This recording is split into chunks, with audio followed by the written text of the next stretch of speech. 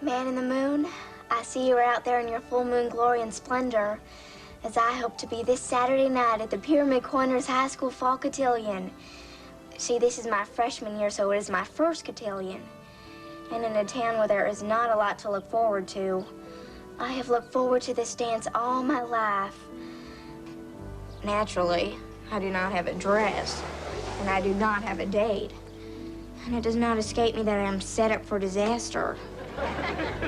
Though I have been asked to this dance by 3 freshman boys in various stages of hormonal disarray, I held on to the hope that the clear-complected, dark-haired senior boy from next door will show up on my front porch with a carnation in his hand and say, "It's you. It's always been you. Let's dance the night away." He's here, Dorothy Jane. It's him, Riley Roberts from next door. He says he wants to see you. He says he wants to ask you something. This is it. This is it. This is it. She fell for it.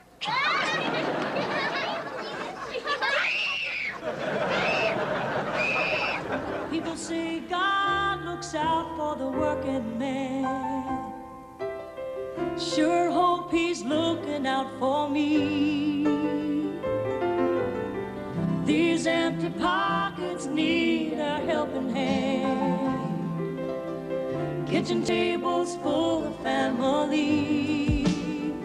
But then the sun comes up and the moon is shining big and bright, and the new day promises that everything will be alright, and the new day promises that everything will be alright.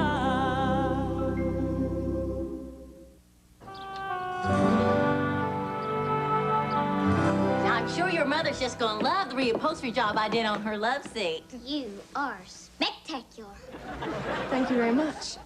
This high-piled red velvet she picked out was just a pleasure to work with, and pretty, ooh. It's such an object of beauty, I frankly hate to see it leave my house. $150. Take it away. My mother said she'll send somebody by later to pick it up. Who you going out with right now? I'm currently available. Good, good. Dream of Donathan? Oh, hello, Dorothy Jane. My mother asked me to be sure you use a double stuffed cushions like she asked for. Yes, I did, and just so you can be sure, what say we give it the Chucky Lee Torkelson official butt test? No, let's not do that. Chucky Lee, Yes, ma'am. Ta-da! do you see any butt marks? No. Another satisfied customer. Did you like the way I did that? You have a very interesting family. Thank you. You are stunning.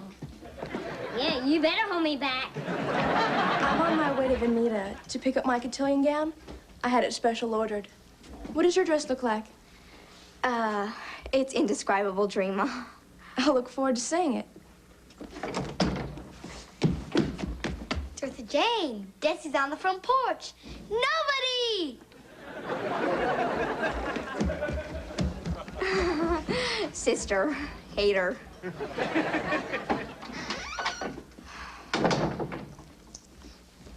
Any phone calls for me? Not yet, honey. Anybody come to the door yet? Any mail of an invitational nature? Dorothy Jane, you have had no less than 3 perfectly functional freshman boys come to that front door and ask for the honor of escorting you to this school dance, and you sent them all packing. They were geeks. They surely were. But they were real geeks. Not some dream fantasy of the too old for you boy next door charging over here to sweep you off your feet. Get over this. Mama, I don't see why you're trying to burst my bubble. Honey, you have already missed 3 buses to the dance, and there may not be any more buses coming by. You have 2 days left. Well, what do you think I should do? I think you should stand beside your locker with a sign around your neck that says available, accepting all offers. You know, I've been your mail up out of your mailbox, and I'm going through it here. Not that I'm a busybody, but I couldn't help but notice that your boarder Hodges got another return to sender letter. And I believe this is his third one from this Molly Jeffers. Now, who is this woman? What's going on? You're not supposed to read other people's mail. Oh, shut up. Now, you still got good eyes, honey. What does this look like to you? Curiosity killed the cat. No, that was a different cat. That cat was curious about this big truck that was coming down the highway. The cat that read the letter to Bootsy went on to receive $1 cash money. Now, what's this say? I don't know. I can't read yet. Now, Bootsy, why do you need to know what's in Mr. Hodges' returned letters? Because he's a man of mystery. I'm intrigued by him. You just don't know something about somebody and it's about to kill you. I don't need to know nothing about this letter. I do not need to know nothing about nothing. Good morning. What's in the letter, Hodges? All right, I'm sick. Thank you. You know, people in this town confide in me. You know why? Because I am a very good listener, and I care about the human condition, just like Paul Harvey on the radio. What are you doing Saturday night? Actually, I was planning to go on over to Cootie's Bluff Cherokee Bingo. Well, so was I swear to God. Back off, Bootsy. You're like a rabid dog. Well, why don't we go together? We could save on gas, and we could get to know one another. How do you mean? Well, you could tell me about your hopes, your aspirations, your mail. Man in the Moon, you are seriously stringing me out. I got 1 day and a half for you to come through, or while the rest of my friends and acquaintances are dancing their hearts out at this cotillion, I will be sitting in my room writing a help me letter to Alyssa Milano, care of Teen Beat magazine. Talking to yourself again, lunatic? Hey, Stephen Floyd. Hey, nutbag.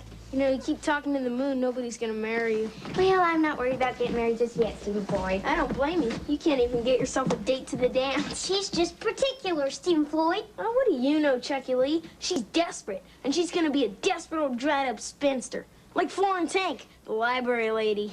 Miss Hank is like 30 years old. Don't be a library lady, Dorothy Jane. I would be honored to be a library lady. I mean, libraries are where poetry is and history and great romantic literature. Yeah, and 30-year-old dried-up dead women. Hey, Dorothy Jane!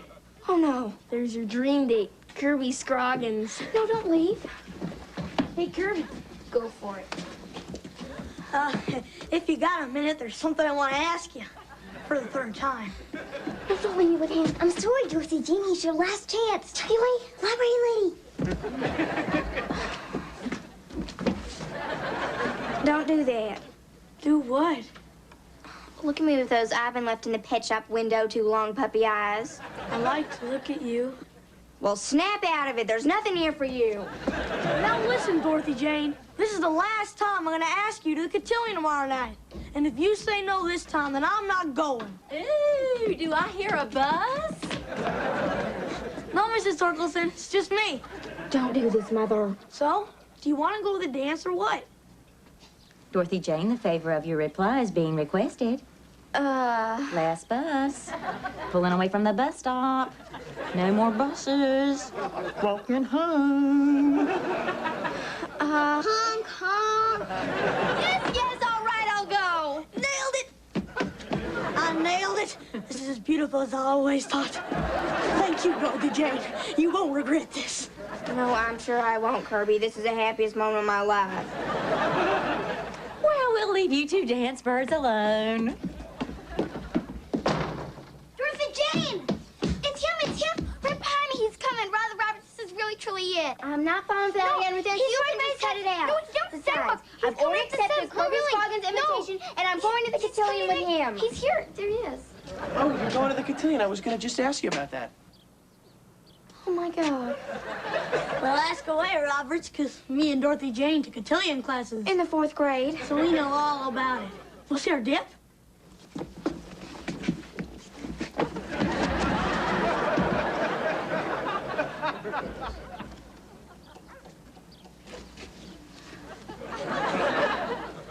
You wanted to ask me something about the cotillion, Riley? Yeah, I did, but you have company, and this isn't the best time. Look, Mother, isn't this the strangest thing? Another bus. Honk.